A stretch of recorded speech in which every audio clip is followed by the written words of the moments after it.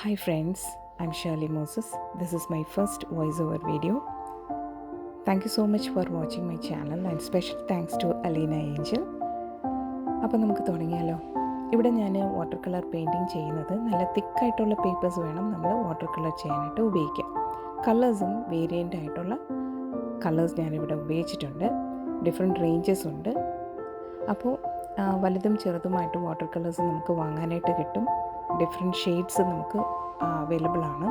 അപ്പോൾ ഞാനിവിടെ ചെയ്തിരിക്കുന്നത് ആദ്യം ലൈറ്റായിട്ടൊരു ഷെയ്ഡ് ആദ്യം കൊടുത്തതിന് ശേഷം അതിന് മുകളിലാണ് ഞാൻ പെൻസിൽ വെച്ച് പിക്ചർ വരച്ചത്.